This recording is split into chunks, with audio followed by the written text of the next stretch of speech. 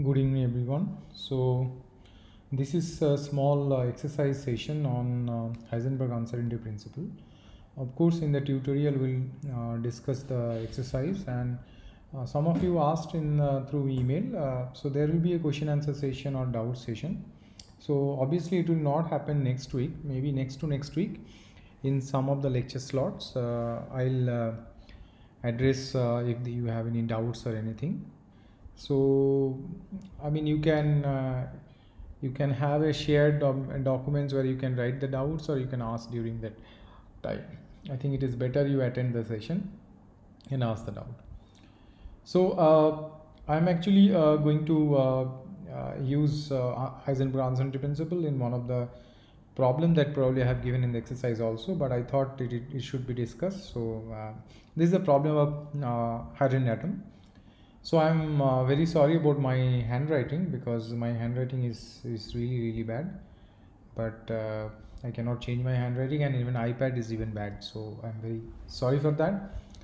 And everything cannot be LaTeX because it takes a lot of time. So yeah, let's proceed. So here actually we are addressing hydrogen atom, which you have learned in high school, also in middle school, and we'll discuss the classical problem of an hydrogen atom. So if you treat hydrogen atom classically, what could be the problem? And same way we'll discuss if this problem is truly there in quantum mechanics or not. And we'll see that one of the rescue of this problem, hydrogen atom problem, would be Heisenberg uncertainty principle. So let's proceed.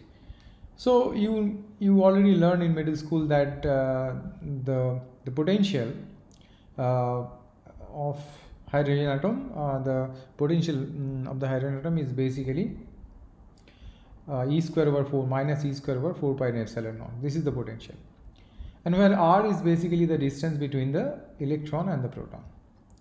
Now, if you simply think that the electron is rotating around the proton, then the kinetic energy is half mv square, which you can write p square over 2m. See, I'm going to p square coordinate because in the last lecture we talked about the conjugate momenta. So p is the conjugate momenta of the position, and if you calculate the total energy, this is an high school exercise. This is p square over twice m minus e square over 4 pi epsilon r. So classically, the minimum of the energy would be at minus infinity, because this at r is equal to 0 and p is equal to 0, this goes to minus infinity. So, however, in quantum mechanics, by uncertainty principle, you know, I mean, position and momentum cannot be determined exactly, because we know that delta x time delta p would be order of h cross. So there would be some uncertainty. And let's say the average distance between the proton and electron is A. So A is the uncertainty because it cannot collapse on the nucleus or the proton. So that is the uncertainty. So in that, if you use the Heisenberg uncertainty principle, then you get the momentum is h cross over A. This is the quantum estimate of the momenta. And in that average distance A, you can calculate the total energy. So this is the total energy. This is the total energy, and total energy is basically h cross square over twice ma square. This is the kinetic energy, and E square over 4 pi epsilon naught A. So that is the potential energy. Now let's assume that there is no distance between the proton and electron. That means the electron will collapse on the proton. Just assume that. If you assume that, if you put it, and if you take the limit, what you see, the energy would be positive infinity. So that means collapsing of electron on the proton would require infinite amount of energy, and that is why it cannot collapse. So if you use Heisenberg uncertainty principle, you can actually see that R is equal to 0 is basically not a negative infinity minima. It is not. Rather, the energy is actually positive infinity, and because of that you cannot, electron cannot collapse on the proton, or you cannot force it to do it. So this is the one answer that why the electron and the proton system, which is known as hydrogen atom because they are bound state, is stable. This is one of the things, that it is not collapsing. But let's say the stability has another condition, and that condition you learn in high school, because there's any stable point should be at least at local minima, if not global. If it is global minima, then it will stay there forever. If it's local minima, it can propagate from one minima to another minima, which you have learned during alpha decay in the high school. So we'll probably address alpha decay also at the end of this course. So let's calculate the minimum energy in this case. So again, we assume that, let's say A equal to A naught is the minimum position of the electron from the proton. And you calculate, you plug this in and you calculate the energy. And you know at this minima, the condition of minima, at least the first derivative, any maximum or minima, the first derivative should be 0, and the second, for minima, the second derivative should be greater than 0. And from that equation, you can calculate that A naught would be of this quantity. There is a specific value. And this value, if you put all these constant numbers, then you get 0.5 angstrom.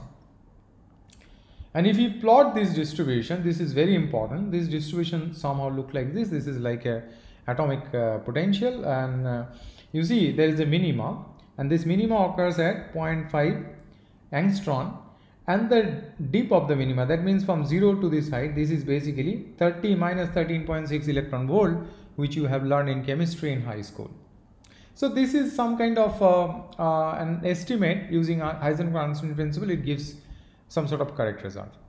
So this is one of the application of Heisenberg uncertainty principle. There are many, and I'll discuss another example. Let's say example 2, which is also very simple.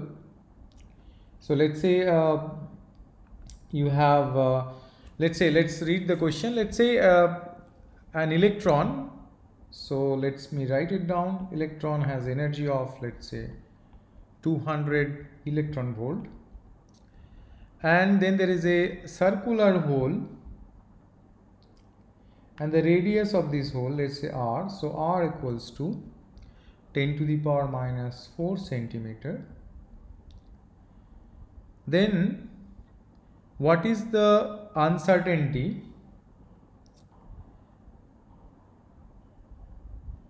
in the angle? So if you want to calculate the angular uncertainty, what is the angular uncertainty? So an electron is basically passing through this hole with this energy. So how do you calculate the angular uncertainty? So first of all, let's try to imagine this as a 1D problem. So you know P, the momenta, is twice me. From there you can calculate the P. So you can do the numerical stuff. I'm not doing it because you know the electron mass energy is given. You can do it. Once you get that, you know the delta x. Oops, I think I have to add something. Just a moment.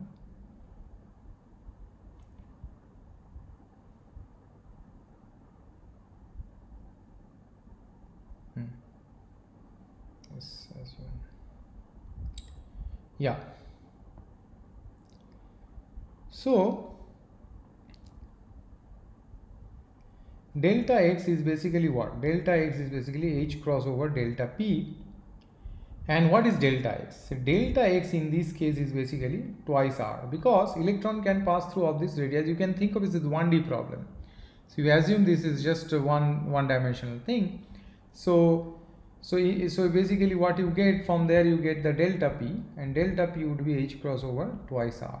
So you get the delta p. Now once you get the delta p, or you can and then the angle is basically nothing but delta p over p, and p already you have calculated.